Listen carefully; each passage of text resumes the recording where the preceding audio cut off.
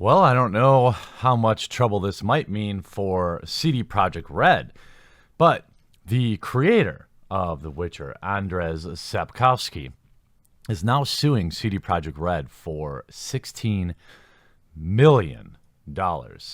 This, according to DSO Gaming. It appears that the writer of Witcher books, Andrzej Sapkowski, is demanding $16 million from CD Projekt Red, beyond what he had been contractually agreed upon contract. From the looks of it, Sapkowski never believed that the Witcher games would be such a success. As such, he did not originally agree for a percentage of CD Projekt Red's profits. Instead, he sold the rights to the video game for a fixed sum. However, and now that these games have sold millions, the writer wants a piece of that cake. This isn't the first time we've seen authors selling their IPs for pennies in both video games and movies, and it all comes down to the contract that Sapkowski and CD Projekt Red signed. CD Projekt Red claims that the demands expressed in the notice are, quote, groundless with regards to their merit as well as the stipulated amount. The company has legitimately and legally acquired the copyright to Mr. Andrzej Sapkowski's work insofar as is required to use in games developed by this company. According to the demand, however, Sapkowski's and CD Projekt Red's clause is unconditionally binding, and that it may be invoked when the compensation remitted to the author is too low given the benefits obtained in association with the use of that author's work. Interesting. So, I think this is a really bad look for him, don't you think? It's not dissimilar, in my opinion, than NFL players who sit out on a contract and still get paid while they're sitting out because they outperformed their contract.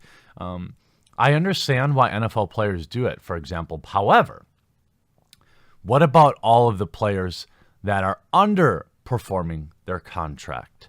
I mean, there are guys on the Green Bay Packers like Clay Matthews who isn't making any impact hardly and still collecting one of the richest salaries on the team. What about all those bum wide receivers who trick a team into signing them for $40 million over 4 years and we're just never the same? I mean, you can't just pick and choose. I understand that when he sold this license to CD Projekt Red, he didn't think the video game would be that popular. Oops. I guess that's your fault. I can't imagine this making it anywhere in court, to be honest with you. Furthermore, the original deal is said to be only for the original Witcher game and not the sequels. Now, that is an interesting twist. If that's true, now he might actually have something. The demand suggests that careful reading of your contracts concluded with the author might lead one to conclude that if the company did effectively acquire any copyright at all, it was concerned only the first game, the first in a series of games, and therefore distribution of other games, including their expansions, add-ons, etc., is simply speaking unlawful. Now, this is just a shit look for this guy anyway. I mean, clearly this is what happened. He sold it. He accepted the free money, by the way. When you sell a license, you are literally taking almost no risk at all. Okay, they could make a bad Witcher game, but it wouldn't really affect the sales of Witcher books. In fact, it probably still increases them, even if it's bad. So when you took this money, sir, you were taking no risk. CD Projekt Red was taking all of the risk. And now that they were successful, you don't get to come back and say, give me money because I want it. It doesn't work that way. The demand suggests that careful reading of your contract, blah, blah, blah. Remember that CD Projekt Red has acquired the rights for Cyberpunk-based game in the 2020 novels, based on the Cyberpunk 2020 novels. So the aforementioned statement may also apply to that game as well. And you can see the comments. This guy is full of envy and greed. He didn't believe in CDPR and sold the rights without any royalty. Also, he is dumb.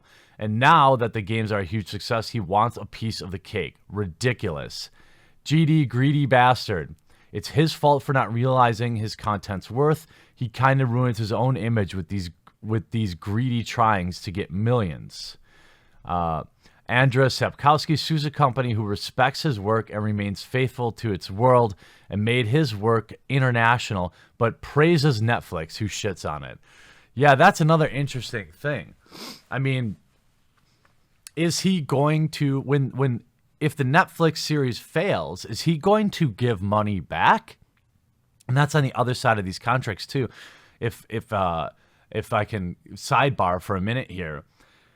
Everyone always, like I talked about with the NFL player contract thing. And if you look at baseball, it's even worse, where they have guaranteed contracts. And if they just suck for 5 years, they're still getting paid their full amount, because that's how contracts work, right? So the agent, the team, or the agent that got that deal signed, they're on the hook too. Everyone always spends all the time whining about when things go better than expected. But the more likely scenario is that these games would not have been successful if he felt like it was a high chance of being successful in the first place.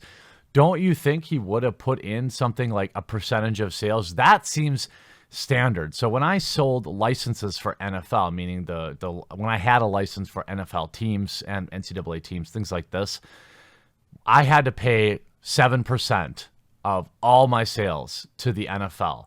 Now, the NFL took no risk in granting me their license, other than maybe I might put out a garbage product that would look bad for them, or I could put them on like Klans hoods or something like that.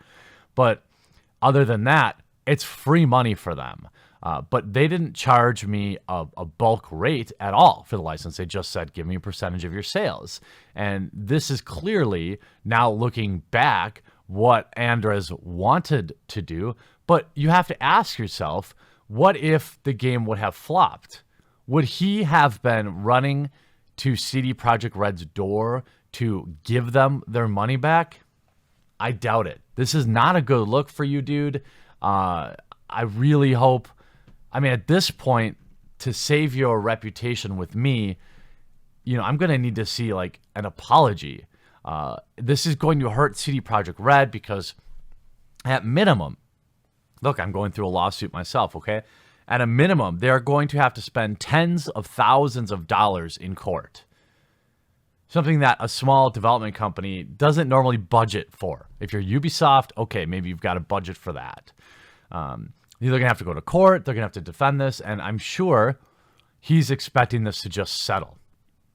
And that's probably the most likely scenario for the team over at CD Projekt Red, is to just toss him a couple million. But do you know who's going to have to pay for that? It's everyone who's buying Cyberpunk. They're going to have to either cut back budget, or they're going to have to increase the price of that game to offset. And what does this mean in a matter of precedent for other licensed games?